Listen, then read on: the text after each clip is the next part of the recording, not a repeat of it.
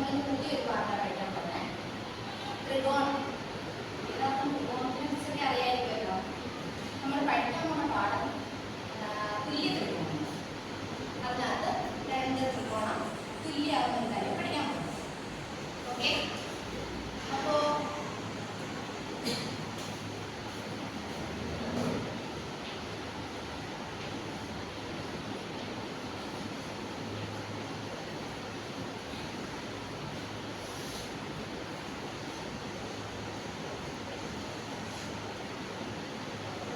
എന്താ ത്രികോണം?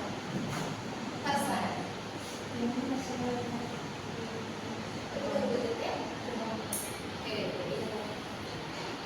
അപ്പോൾ മൂന്ന് വശങ്ങൾ ഉള്ള ഒരു ബഹുഭുജത്തെ നമ്മൾ എന്തെന്ന് പറയും? ത്രികോണം. ഏറ്റവും ചെറിയ ബഹുഭുജം ഏതായിരിക്കും? ത്രികോണമായിരിക്കും. ത്രികോണം എന്താണെന്ന് എല്ലാവർക്കും അറിയാമല്ലോ. ഞാൻ ഇവിടെ ത്രികോണം വരയ്ക്കട്ടെ.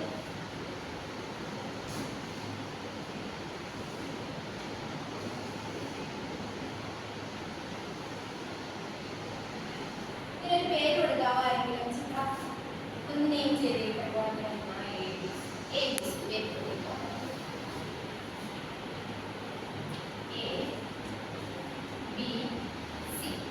ഞാൻ ത്രികോണം വരച്ചിരിക്കും. ഇത് 7 സെന്റിമീറ്റർ, ഇതൊരു 5 സെന്റിമീറ്റർ വരയ്ക്കുക. ഓക്കെ, ഈ ആംഗിൾ ഞാനൊരു 40 ഡിഗ്രി എടുക്കും. നമുക്കിത് കാര്യം പറയുന്നതുകൊണ്ട് മെഷർമെന്റ് ഒന്നും കറക്റ്റ് ആയിരിക്കണമെന്നില്ല. നമ്മൾ എന്ത് ചെയ്യാം? 7 സെന്റിമീറ്റർ 5 സെന്റിമീറ്റർ അതിനിടയിലുള്ള ആംഗിൾ എത്രയായിരിക്കും? 40 ഡിഗ്രി ആയിട്ടാണ് എടുത്തേക്കുന്നത്. ഓക്കെ, ബുക്കിലോട്ടൊന്ന് വരയ്ക്കാമോ? ഇത് triangle ABC, base 7 centimetre 5 centimetre side 5 centimetre angle 40 degree ആയിട്ടുള്ള ഒരു ട്രയാങ്കിൾ ആയിരിക്കും.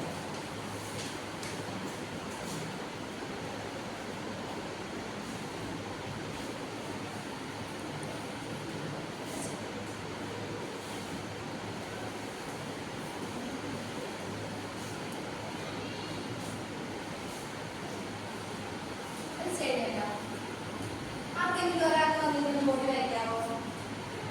ശരി,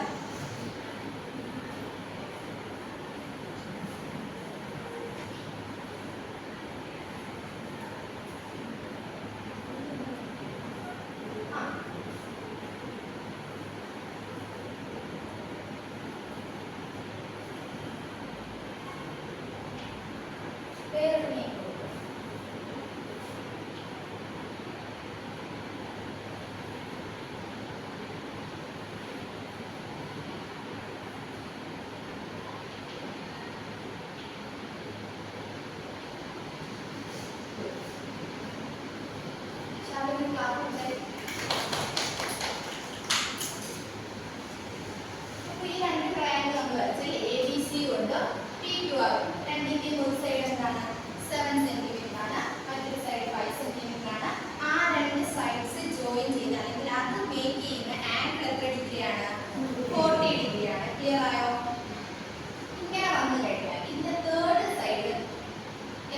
എന്തെങ്കിലും പ്രത്യേകതയുണ്ടോ?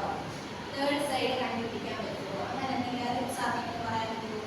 നമ്മൾ നേരത്തെ പഠിച്ച അറിവ് വെച്ചിട്ട് ഇങ്ങനെ രണ്ട് സൈഡ്സ് സെയിം ആണ്, അതിൽ മേക്ക് ചെയ്യുന്ന ആംഗിൾ എന്താണ്? സെയിം ആണ്. ഈ ട്രയാങ്കിൾ നമുക്ക് ഇനി അറിയാനുള്ള എന്ത് എന്താ ഉള്ളത്? ഒരു സൈഡിലുള്ള ട്രയാങ്കിളിന്റെ തേർഡ് സൈഡ് കൂടെ ഉണ്ട്. അത് പറയാൻ ആർക്കെങ്കിലും അറിയാവോ? സലീന, ഇതൊന്ന് അറിയിച്ചോക്കിയേ. ഇല്ല. രണ്ട് ട്രയാങ്കിളിന്റെ രണ്ട് സൈഡ്സ് അത് മേക്ക് ചെയ്യുന്ന ആംഗിൾ എന്തായിരിക്കും? സെയിം ആണല്ലോ. അങ്ങനാണെങ്കിൽ തേർഡ് സൈഡ് എന്തായിരിക്കും? ഈക്വൽ ആയിരിക്കും. ക്ലാപ്പ് കൊടുക്കും. നമ്മൾ നേരത്തെ പഠിച്ച അറിവിൽ എന്ത് പറയാൻ പറ്റും? രണ്ട് സൈഡും അതിനിടയ്ക്കുള്ള ആംഗിളും ഈക്വൽ ആണെങ്കിൽ ആ രണ്ട് ട്രയാങ്കിളിന്റെ തേർഡ് സൈഡും എന്തായിരിക്കും? ഈക്വൽ ആയിരിക്കും. ക്ലിയർ ആണോ?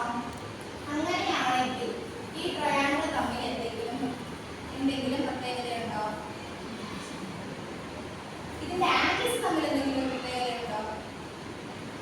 ചിത്ര